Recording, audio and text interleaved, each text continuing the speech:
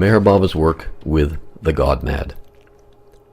In this brief video presentation, I will discuss some of the historical significance of Meher Baba's work with the God Mad, work that he began in earnest in August 1936 in Rahuri in Maharashtra, India.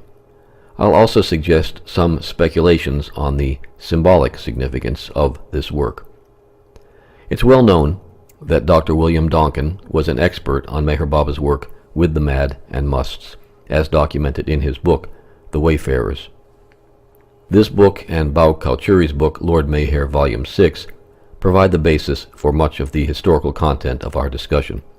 Meher Baba's foreword to The Wayfarers, especially Part 1, The Difference Between Ordinary Madness and Must states, provides the basis for our speculations on the symbolic significance of Meher Baba's work with the God Mad. Although technically the Mad Ashram was not formally disbanded until September 1940, Dr. Donkin felt that the main thrust of the work reached a crescendo when the Mad Ashram inmates performed the drama Raja Gopi Chand in the fall of 1938. After that time, Baba became focused on other projects, especially his travels on the famous Blue Bus tours, which began in December of 1938, as well as his growing and expanding must work. The period of 1936 to 1938, then, is in keeping with the period covered by these proceedings. By May 1936, Meher Baba had begun preparations to establish an ashram at Rahuri, a small village some 30 miles from Meherabad.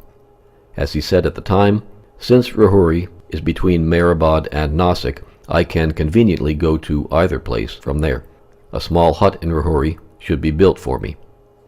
And so, a small piece of land was acquired there and huts were built for Baba and some of the men Mandali.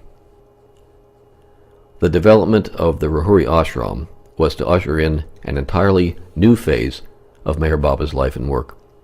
Although he had contacted musts, mad, and other seekers previously, never had he applied himself so vigorously and directly to the service of the mad. When we look at Meher Baba's life in broad strokes, we can see that since the time of leaving Upasni Maharaj's ashram in Sikori in January of 1922, he had applied himself to a number of different projects. First, he gathered and trained his close disciples at both Manzili Mim and Meherabad. Then there was the period of establishing Meherabad and developing the many schools there, especially the Meher and Prem ashram schools. Following this period, Baba traveled to the West, Europe, and the USA, and began gathering and training his newfound disciples there. Now, just as the world was about to erupt into war, Meher Baba began working with men who were mad. This was not a must ashram, like those that Baba later established, but a mad ashram, specifically designated for working with ordinary men of deranged mental functioning. Though Baba's initial focus here was on the mad, it seems clear that this ashram was to mark the beginning point of his intense must work as well. As Dr. Donkin has observed, quote, "The Rahuri ashram was principally for mad people, ordinary insane men from the towns and villages of the surrounding country. There were a few genuine musts and a few god-mad, but the greater number were mere psychotics of one kind or another, with nothing spiritual about them. This ashram, although it stands apart from the later centers for musts, does, however, have one factor in common with them, and that is the nature of its external routine, and it is because of this similarity of the external work that Rahuri was, in a way, the starting point for the later work with musts." End of quote. In fact, although primarily made up of mad persons, there were several musts in the Rahuri ashram as well, including the great favorite Mohammed must. So what about this distinction then between the mad and the must? How did Meher Baba distinguish between these two categories? Many of us are familiar with the famous statement reported in The Wayfarers that Ramju Abdullah once heard Meher Baba say, which is, "Mind stopped is God, mind working is man, mind slowed down is must, mind working fast is mad." While this is certainly a useful and memorable way to remember the distinction between the mad and must states, Meher Baba had much more to say about the distinction between the two. One important point the Baba makes is in regard to the etiology of these states. As he says in his preface to the Wayfarers, quote, "In feeble-minded or mad persons, aberrations from the average pattern of responses and actions are the result of their mental incapacity to adhere to the ordinary ways of the world. Through inherent psychic weakness, their directive effort has come to an impasse, or has fizzled out. The cases of breakdown of the mind in ordinary madness are often due to aimlessness in life, as they are due to insufficiency or to an inadequacy of the available willpower or mental strength. There are usually many other contributory factors in such cases. Persons who find shelter in mental hospitals are generally those who have been subjected to unusual mental shock or strain. They lose their balance of mind due either to insufficient mental development or to the operation of physiological or psychic forces of disruption." End of quote. On the other hand, the origin of must states is described quite differently. When an individual decides that conventional life does not adequately address life's challenges, he or she may begin to experiment with their life firsthand, without recourse to established societal conventions.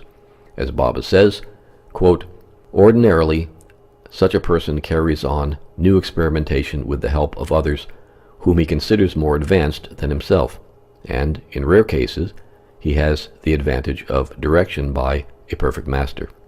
In such cases, his deviations from the average pattern of life are not very considerable.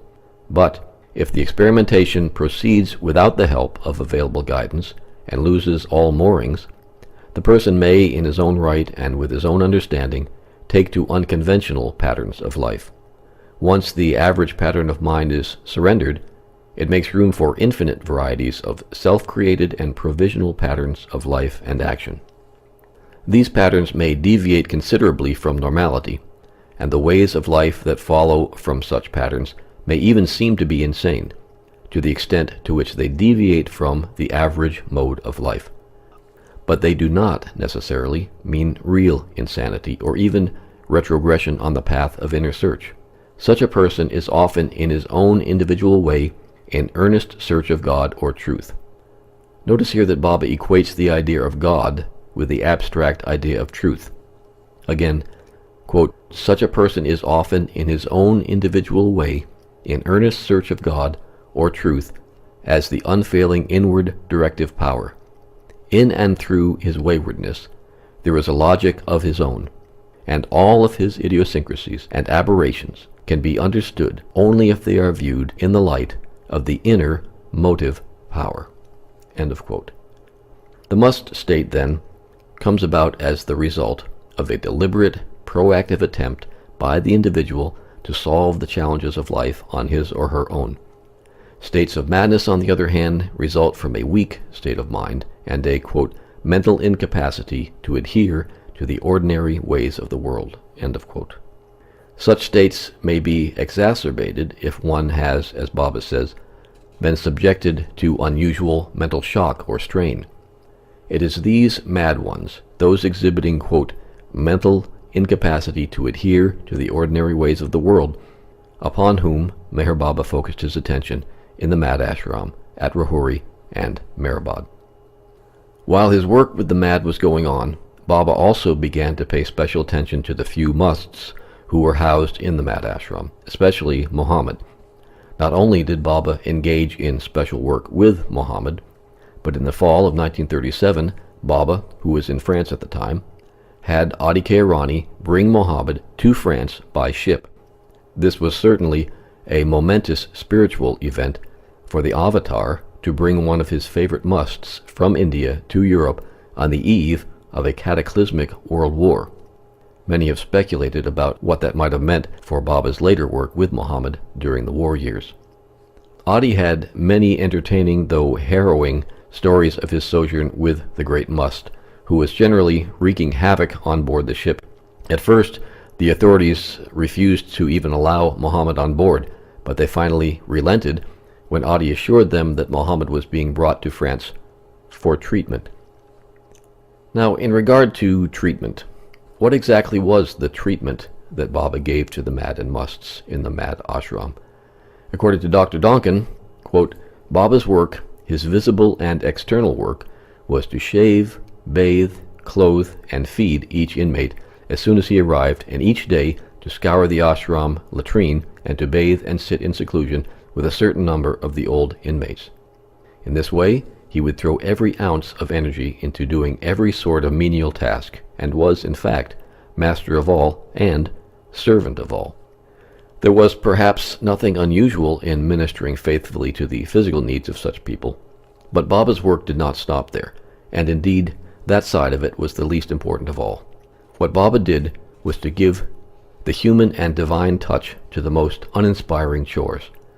Like the fragrance of a garden by night, the essence of his selfless love permeated the darkness of these broken and distorted minds.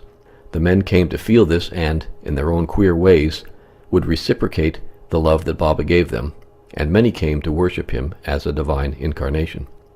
These two factors of Baba's selfless service and superhuman love were sufficiently evident for a casual observer to sense their influence, but, in addition, there has always been an impression amongst Baba's disciples that the ultimate purpose of his work with musts, advanced souls, and the mad is a spiritual one, whose application stretches far beyond the limits of his external and visible labors.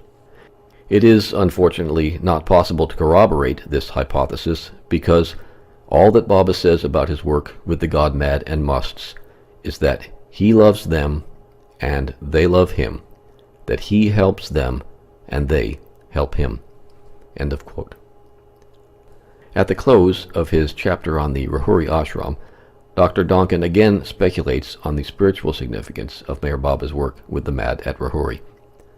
While discussing the question of the effectiveness of Meher Baba's treatment of the mad in the ashram, Dr. Donkin says, quote, I get the impression, which at its best is but an intuition, that Baba used these madmen as unconscious participants in the genesis of a spiritual reality whose ultimate value will far outweigh the transient external benefits of their sojourn with him. End of quote. While I, of course, agree with Dr. Donkin's assessment, I would also like to add some speculations on the symbolic importance of Meher Baba's work with the mad and musts.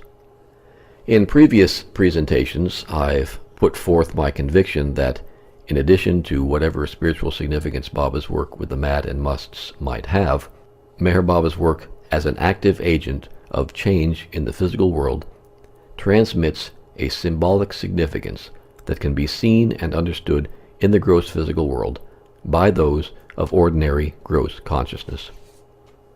It is well documented that symbols act as carriers of psychological energy.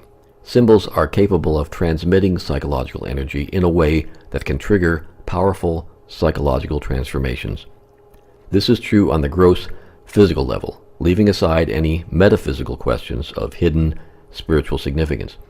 However, symbols can also represent that which is unseen and not yet understood. The Merriam-Webster Dictionary defines a symbol as, quote, something that stands for or suggests something else by reason of relationship, association, convention, or accidental resemblance, especially a visible sign of something invisible. When I use the word symbol or symbolic here, I'm using it in the sense of a visible sign of something invisible. More than once, Meher Baba has explicitly referred to the symbolic role played by the spiritual master. Here are two examples from the discourses. Quote, a disciple should realize from the very beginning, the master only requires that the disciple should realize his own higher self. In fact, the master symbolizes this higher self of the disciple and is none other than this higher self, which is the same one reality in all. So, allegiance to the master is only another form of allegiance to one's higher self. End of quote. In another discourse, Meher Baba says the following, since the master is, for the aspirant, a symbol of the supreme self in all, The problem of true adjustment to the Master appears to him to be the same as realizing his own inner divinity and arriving at true adjustment with all other forms of the Supreme Self." End of quote. It is my conviction that Meher Baba's work with the mad and musts represents for the aspirant not only the ideal of selfless love and service to which each of us might aspire, but he also symbolically represents how we might gently, lovingly, and compassionately treat and respond to our own wounded lower selves, or, in the case of the musts, our own wounded higher selves. If Meher Baba symbolically represents our best, highest selves, as he clearly asserts in the discourses just quoted, then it follows that he is the ideal role model for us on many levels. Many of us have found ourselves working on parts of ourselves that, as Baba has described the mad persons, quote, have been subjected to unusual mental shock or strain, end of quote, or have lost, quote, their balance of mind due either to insufficient mental development or to the operation of physiological or psychic forces of disruption, end of quote. These are the parts of ourselves that, as Baba has said of the mad, have been unable to, quote, adhere to the ordinary ways of the world, end of quote, the parts of ourselves whose, quote, directive effort has come to an impasse or has fizzled out, end of quote. Just as society tends to chastise and cast out those members of the social group who, due to severe shock or trauma, unhappy upbringings, etc., have become unable to adhere to societal norms, we, as individuals, sometimes cast out and refuse to face parts of ourselves that we have been unable to understand and to integrate. Meher Baba's work with the mad provides us with an astonishingly beautiful, symbolic example of how such people and such parts of ourselves might be accepted, loved, and protected. As Dr. Donkin has said, quote, like the fragrance of a garden by night, the essence of his selfless love permeated the darkness of these broken and distorted minds. There may be those who question the spiritual importance of nurturing and bringing such unconscious parts of ourselves into consciousness. However, Meher Baba has been precisely clear on this point. As he says in his discourse on God and the individual, quote, "We have seen that the possible field of consciousness is limited by the sanskaras. This limitation creates a division of the human psyche into two parts. One part falls within the range of consciousness, and the other part falls beyond it. The unconscious part, in its full extent, is identical with the power which is behind matter. It is referred to as God by the Orthodox religions. The ultimate reality, which is symbolically represented through such concepts, can be known fully only by bringing the unconscious into consciousness." End of quote. Baba is saying very clearly here that God can only be known by bringing the unconscious into consciousness. He elaborates on this further in terms of inner conflicts in his discourse on the nature of the ego and its transformation, when he says, quote, "The elimination of conflict is possible only through conscious control over the psychic forces in the subconscious." End of quote. Well, we've been speculating here on the symbolic significance of Meher Baba's work with the mad, but what about the musts? Likewise, Baba's work with the musts can be seen as symbolic of how we might understand and work with parts of ourselves that, with the best of intentions, have somehow missed the mark and gone off onto side roads and dead ends. As we've noted, the must state comes about as the result of a deliberate, proactive attempt by the individual to solve the challenges of life on his or her own. As Baba says, quote, "Once the average pattern of life is surrendered, it makes room for infinite varieties of self-created and provisional patterns of life and action. These patterns may deviate considerably from normality, and the ways of life that follow from such patterns may even seem to be insane, to the extent to which they deviate from the average mode of life." Now, just as an aside, we don't need to comment on how many Baba lovers we may know whose lives, quote, deviate considerably from normality. Baba goes on to say that these deviant patterns, quote, do not necessarily mean real insanity or even retrogression on the path of inner search. Such a person is often, in his own individual way, in earnest search of God or truth as the unfailing inward directive power. In and through his waywardness there is a logic of his own, and all his idiosyncrasies and aberrations can be understood only if they are viewed in the light of the inner motive power. End of quote. It is likely that none of us are musts, and yet who among us who follows Meher Baba does not resonate with the idea that we have gone our own way and have followed a logic of our own? When we can learn to understand our own idiosyncrasies and the idiosyncrasies of those we meet, as Baba says, quote, in the light of the inner motive power, end of quote, we may begin to see and think of ourselves and others very differently. Well, however we may understand the possible symbolic significance of Meher Baba's work with the musts and the mad, it should be clear to even the meanest casual observer that Meher Baba's tireless efforts to love, serve, and cater to these wayward children of God is a stunning achievement of love on the human level. Many of us have heard Erich, Adi, Padri, Bao, and others recount tales of journeys, of sleepless nights, hundreds of miles, and countless hardships and deprivations, just so that Meher Baba might spend a few moments or hours showering these wayward souls with love and attention. But these long journeys came later. During the period of the Mad ashram, the caretaking of the Mad took place within the confines of the ashram. Although Meher Baba continued to travel and the ashram was moved from Rahuri to Mehrabad, the inmates of the Mad ashram were never neglected. The care provided to them by their caretakers was consistently loving and thoughtful until Baba returned to pick up his work with them once again. As Donkin says, quote, one should not assume that during these phases of Baba's absence, the Mad ashram was in any way neglected, for the daily routine was carried out with scrupulous attention to all Baba's detailed instructions. In April of 1937, Baba had the Mad ashram moved from Rahuri to Mehrabad.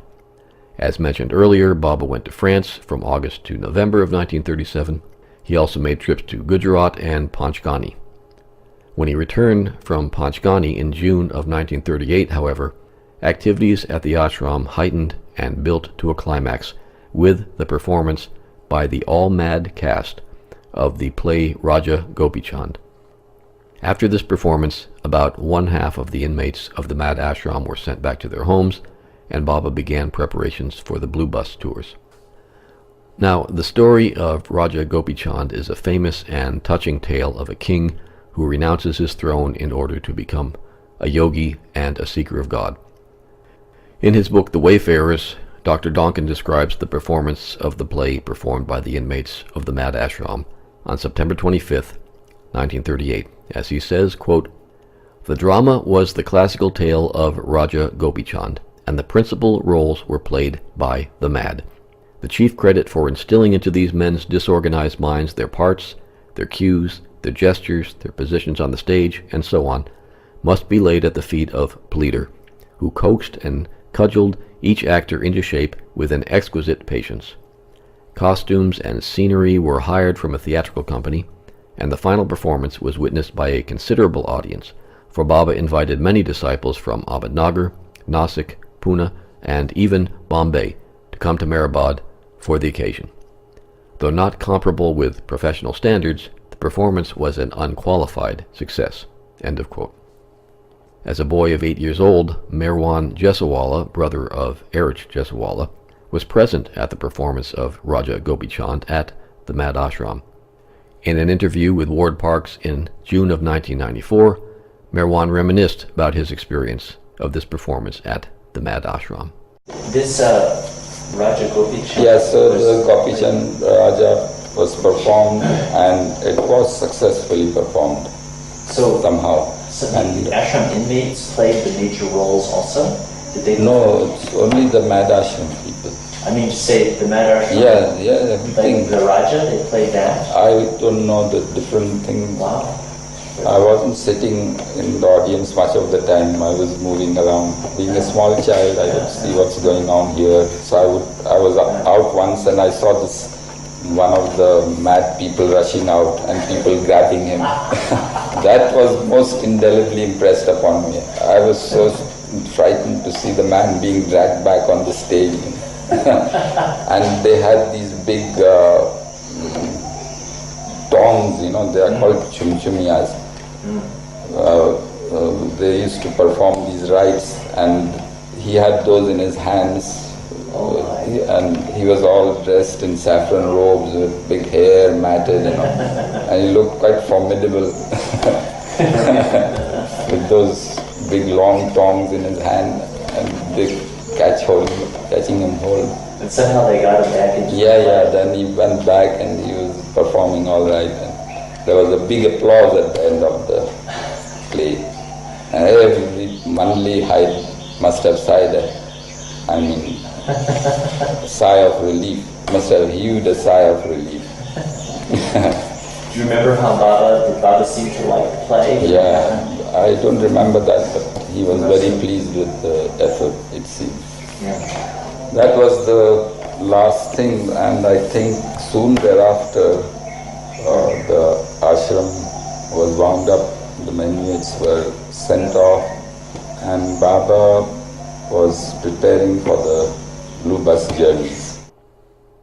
It is interesting to note that just as the activities of the Mad Ashram were reaching a climax, events on the world stage were also developing in dramatic ways. Only a few days after the performance of Raja Gopi Chand, on September 30th, 1938, Adolf Hitler scored an important diplomatic victory with the signing of the famous Munich Pact.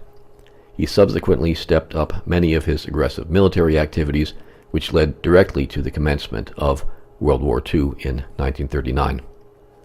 Although it is true that Meher Baba's work with the inmates of the Mad Ashram continued until 1940, at which time the Mad Ashram was permanently disbanded, as Merwan has pointed out, after the performance of Raja Gopi Chand, Baba began preparing for what came to be known as the Blue Bus Tours, which began in December of 1938.